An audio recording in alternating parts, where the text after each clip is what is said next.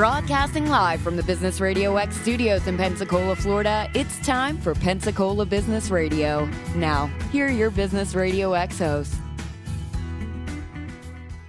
Hey, good morning, everybody. Keith over here, broadcasting live from DeVille Square, Pensacola Business Radio, and I am surrounded with four very excited guests today. All in here. I'm excited. So let it roll. Let it roll. Let it roll. Where to start, Keith? The beginning's always a good place.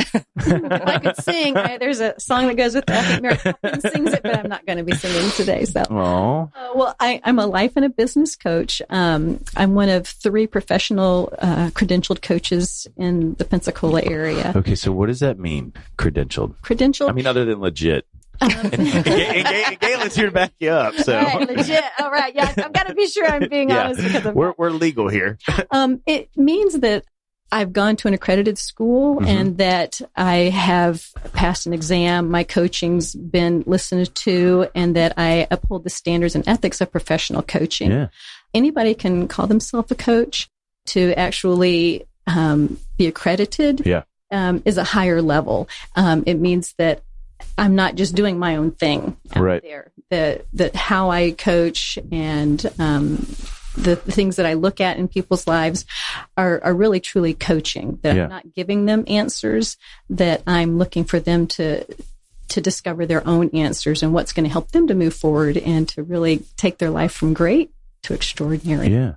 So how do you know if you need or want coaching? Well, as a coach, we believe everyone needs a coach. Yeah, there we go. Just sitting next to her, I know I need a coach. Yeah, right. I have a coach. Yeah. We really believe that. And if you're a coach and you don't have a coach, do you really believe what you're advocating? Right. And so anybody that, has a great life, but wants more, or has that little tapping on their soul that they just don't know what else there. There's something else there. What is that? The world puts so many expectations on us and so much stuff that covers up who we really are. Yeah. That with the help of a coach, you can peel away the layers and get down to who you are and what's really true for you. And the reason I say life and business coach is because, yes, I'm a corporate coach, been through the training, credentialed, but everything that happens in your business, I believe, is a reflection of who you are. Oh, sure. And so when you get down to that authentic self and you know what you value and what your answers are, then you can express it in your business, whether it's Realty Masters or Mom's Making 6 Figures or as an attorney. So to me, you can't really leave your baggage at the door when you go to work. You know what I mean? Like no. That was always what, like, if things aren't well in your home or things aren't going well there, well, it's going to reflect. And like you just said, vice versa. I completely believe in that. Right. Because you're going to bring that home with you too. Well, yeah. Exactly. Unless you get coached on how not to. I'm so fortunate to be here today. And one of those ways I would say to do that is something that you guys were just talking about, and that is calendaring. Yeah. And that you really truly do calendar as much of your life as possible. And I could go all coach on you and get you to tell me what are the advantages of calendaring the things in your life. Well, I know, and I can say this because I have learned this from listening to those that I have surrounded myself with. Whether it's been through Business Radio X or some of the other things that I have my hands in, but one of the best things that I've picked up is you calendar the quiet time. Like those 15 or 20 minutes of decompression in the afternoon, or the hour of I'm just not doing phone calls or Facebook or electronic, and I'm just gonna sit, and whether it's read, whatever, but it's on there and it's blocked. And if it's blocked at 12:30 and at 12:31 you're working on another project, you really stop and you do that. And so that has been one of the biggest things that I know has helped me, is just calendaring some quiet time. Absolutely. To let all that stuff in your head just settle for a minute. And calendaring your self-care. Yeah. And that meditation, quiet time you're talking about, that's part of self-care. But everybody has different things that give them positive energy. And if you calendar those things throughout your day, then you've got a steady supply of positive energy. And the clients I work with are amazing people. And I have more energy at the end of the day than I start my day with. One, because I do calendar self-care throughout the day, but also because I'm so inspired talking with people that You sort of absorb some of that energy when you find yourself surrounded by people with really cool stories or just other things that are fun to do. Oh yeah, you're a testimony. I mean, I do. I walk out of here every day. I'm like, yeah, okay, cool. Yeah, I can do that. So how do you calendar your quiet time? Literally. Funny you should ask. Right. But I mean, so for the listeners and for me, let's be honest, what do you schedule? Do you schedule 15 minutes, shut everything off, turn your phone off, turn your life off? Or do you meditate? Do you do yoga? Do you what kind of things help you? Me personally, it is that time to just sit and be, that I'm not doing anything. Sometimes it's laying down. In my office, I have a chaise lounge where I work. I'm sitting on a chaise lounge and I may just be sitting on my chair and just close my eyes. And it is amazing if you just take that time to just be open and not focus on things. It gives you space. And that's something that in our harried and hurried world, we're missing space to hear ourselves. Yeah. And also being open like that, I'll just have a thought.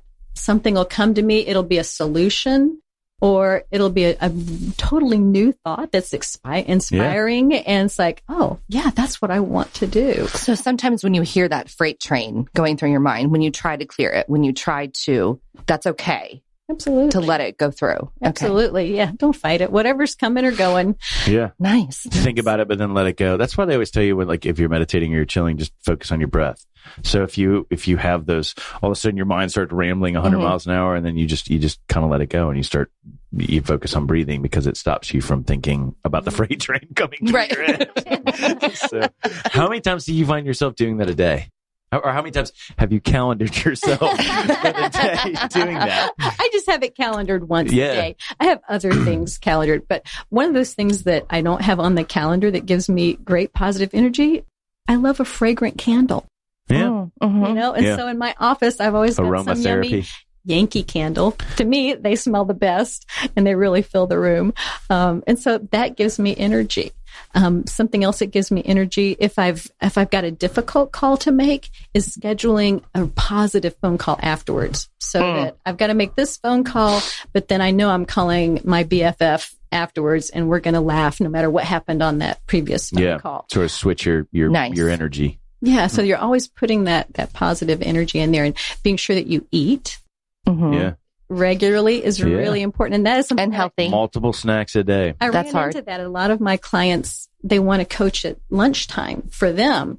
And I realized I had to schedule my own lunch. Right. Because then it'd be 2:00 and I'd be shaking and I'd be worn out. And so that's something that's important to me is scheduling food. Yeah.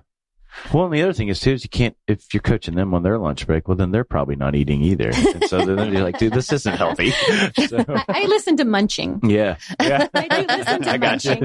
Doritos and that sound gets me. The crinkling of the bag gets me across the phone. I don't know what it is. It's one of those sounds that just gets me. So, all right. I want to know what's the difference between coaching and consulting? And that's a really great question. Because there is a difference between consulting, mentoring, and coaching. Yeah. And we don't always know. And I didn't know until I became a coach. And when I found out and learned the distinction, it was, oh, that makes sense. And I could understand it. Right. Have you heard the saying, you can't see the picture when you're inside the frame? Yes. Yeah. Yes. And so, followed by you should reframe it. That's usually how that one goes. Well, we coaches do a lot of helping people reframe. Yeah. But so if you think of, if you're holding up a frame to your face, you really don't know what you look like. Right. I know how you look in it, but you don't. And so if you go to a consultant may tell you, well, this is how other people look in the frame. They may want to tell you what other people in your situation have done. And so if you go to a mentor, it's more personal. Okay, this is what I've done. Right. In my frame, this is what I do. As a coach, my job is to be a mirror. Yeah. So that you can see what's in your frame.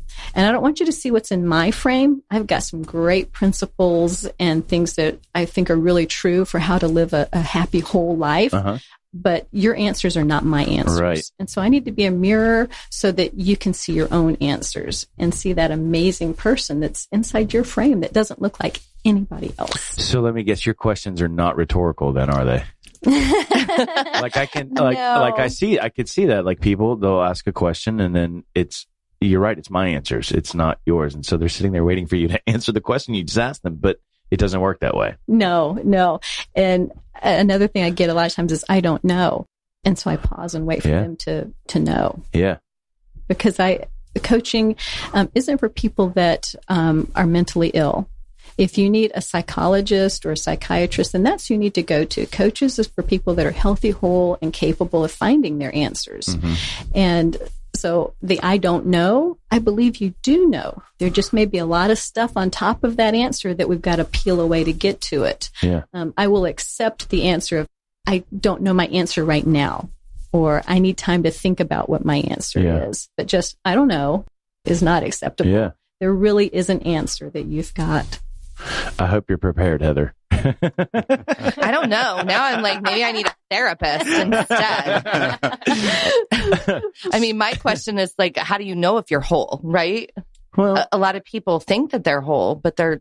I'm going to let you answer that one, but I think wanting to know that you're whole is probably enough to get you going. Yeah. And I tell you, I've worked with LeAnna. I was grateful and was very fortunate. I mean, there's not a decompression room. I didn't need to like have an hour session with her and then come out and break down and, decompress, right? The crying room, you'd see like the therapist. Yeah, no, I don't need that. Okay. No.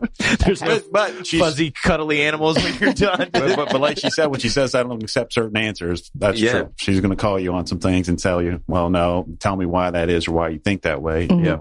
So let me ask, what made you decide that you wanted to do some coaching stuff? I mean, other than practicing law, which I'm assuming you always want coaching because you have to deliver, confidence. I was looking for making some steps forward or move forward things in my business at that time. And I just, it's kind of fortuitous or, I just happened to meet her at another networking event. And, and I know people in the past that had worked with business coaches. And I always thought, why are they doing that or why are they spending that money? You know what I mean? And sometimes I think, well, I've been doing it this way on my own for so long. Keep, just kind of like that definition of insanity. Why you keep doing the same thing, right? Something different. Yeah. So I was going to expand out and talk to some different people and get some people to give a different insight. And, we were talking a lot about the calendaring. And that was probably one of the biggest things that I learned. I always, for the longest time, I would start my day out. All right, I'm going to sit down. Here's the 20 tasks I want to do today. And what I found out is usually by the end of the day, the things that I really didn't want to deal with, they got carried over to the next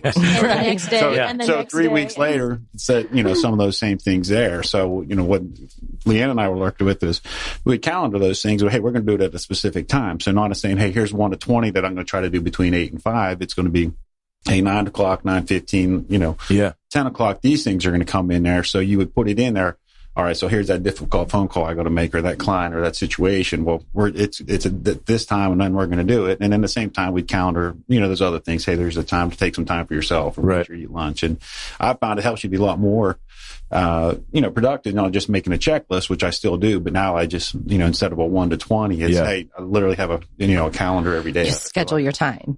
What's really important with calendaring is that it is an appointment and let's say that you have a dental appointment and you can't make that appointment and you call the office they don't just cancel your appointment, they reschedule you. Right. And so the same thing, no matter what you put on your calendar, if you can't do it at that time, you reschedule that appointment with yourself.